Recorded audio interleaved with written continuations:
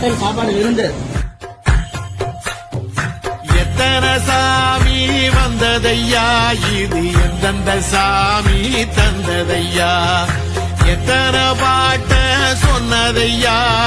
சுத்துற பூமி கண்டதையா, அடிச்சு வீசும் காத்திலையும் அந்த தகப்பனாச சுத்துதையா, பிடிச்சு பூக்கும் வேதையிலும் ஒரு வம்சத்து கதையே உள்ளதையா,